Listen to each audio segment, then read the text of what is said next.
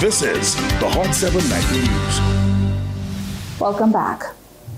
Minister for Tourism Dr. Ernest Hilaire has emphasized the importance of innovation and cultural relevance in keeping the Saint Lucia Jazz and Arts Festival fresh and engaging each year, highlighting strategic programming, local talent integration, and evolving audience experiences as key pillars for its continued success. Following the resound success of this year's Saint Lucia Jazz and Arts Festival, Tourism Minister Dr. Ernest Hilaire has underscored the importance of strategic forward-thinking planning to ensure the festival's continued growth and sustainability. Describing the event as the cornerstone of Saint Lucia's culture and tourism landscape, Dr. Hilaire noted that the government remains firmly committed to strengthening the festival's brand while ensuring it evolves in ways that reflect the changing expectations of audiences, performers, and stakeholders. Dr. Hilaire stressed that the festival's future planning will prioritize inclusivity, economic impact, and the authentic representation of St. Lucian and Caribbean culture. He further emphasized that the festival is more than a series of performances. It is a platform for creative expression and economic stimulation for local communities, artists, and entrepreneurs. The minister added that lessons learned from this year's event will inform a data-driven and consultative approach as preparations begin for the next edition of the festival. Again, is understanding what motivates people, what makes them tick, what creates a vibe. And for you to always introduce the elements of that. So we know a very strong lineup is essential, but it has to be both availability and affordability of the artists. So yes, you have your dream lineup. I called the chairman, Thaddeus Antoine, this morning and told him, who my dream artist is for Sunday. As to whether the person is or the group is available and affordable is a different issue. So they'll put together the ideal lineup and then work to achieve it, of course, once the money and the availability is there. The minister emphasized that the Jazz and Arts Festival is not merely a performance spectacle, but a comprehensive culture experience. He highlighted the government's commitment to creating avenues through which all attendees can not only enjoy artistic showcase, but also immerse themselves in the broader offerings of St. Lucia, from its vibrant communities to its natural beauty. It's an experience, because a point which was made up to me is that the Saturday crowd has always generally been a smaller crowd, because people who go to the Friday, they will do all their tours, all their excursions on a Saturday, skip Saturday night and then do Sunday. Because if you come to St. Lucia and you just do 3 nights and you never see St. Lucia, you feel you're falling short. Although this year Saturday was still very, very good. So we need to think of the total experience of St. Lucia that we're offering, and the Jazz Festival is one of them. The Jazz and Arts Festival is one of them. The minister further noted that the St. Lucia Jazz and Arts Festival is evolving beyond its initial role as a vehicle for tourism promotion. As the festival matures, he suggested its significance is expected to broaden, reflecting a deeper culture of artistic identity for the nation. For us now, the Jazz Festival and Arts Festival is more than that. It's about marketing for St. Lucia still.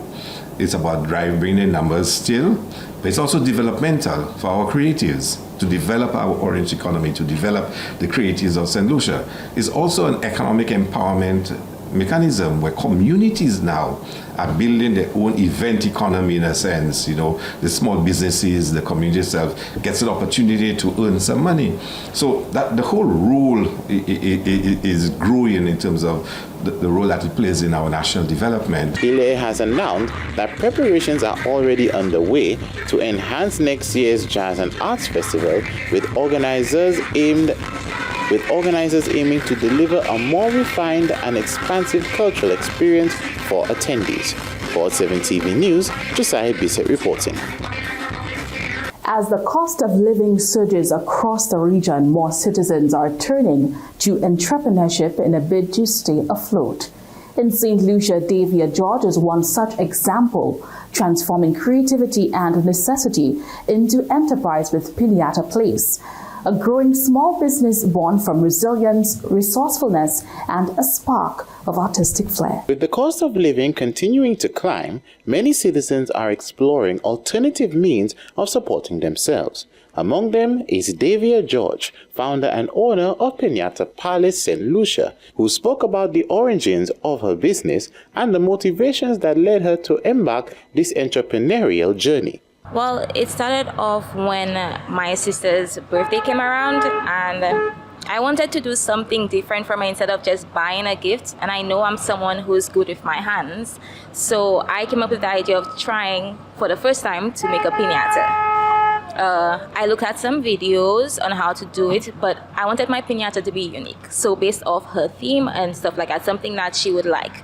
So from there, I saw that it came about with cardboard. So I got my cardboard and I got my crepe paper, my glue and everything like that. And I was able to make a piñata for the first time, and it came out really well. And from that, I decided, okay, I want to continue doing this. Davia expressed satisfaction with the recent turnout of her handcrafted piñata business, and she noted that customers' response has been particularly positive, with many praising the accuracy and creativity of the piñatas, which closely resemble the bespoke designs they requested. Actually, it's been really well.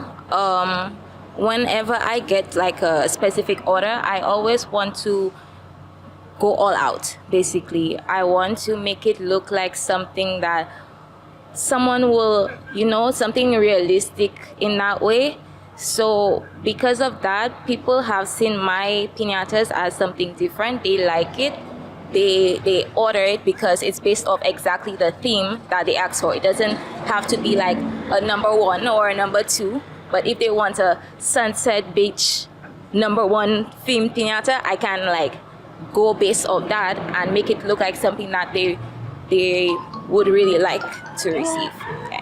And in regards to actually making the piñatas as well, how has it actually been that you're able to? Davia stated the challenges of juggling her entrepreneurial venture alongside full-time employment. She acknowledged that the initial stages were particularly demanding, noting that some of her intricate designs required significantly more time to complete than anticipated. Nevertheless, she has managed to strike an impressive balance between her commitments. In reflecting on her journey, Davia realized that developing her own business unexpectedly uncovered a previously unstrapped skill set. She also encouraged those interested in a custom piñatas to reach out directly for commissions. Well, I would say it's kind of like you get to see a different side of you.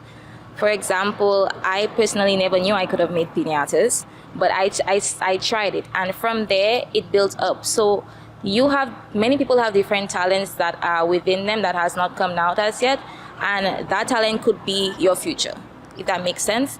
So finding something that even if you like to do, once you start doing it, you could develop a love for it. And along the way, it can be something that is very profitable to you. And that's how it is for me. It's on my Instagram page, and they could also call or WhatsApp me by my number. I can say my number, which is 725-6799. For 7 TV News, Josiah Bissett reporting. In a strong show of support for youth rehabilitation, Minister for Equity, Social Justice and Empowerment, Joachim Henry, has hailed a special initiative that brought Trinidadian recording artist Young Brother to the Boys Training Center during this year's Saint Lucia Jazz and Arts Festival.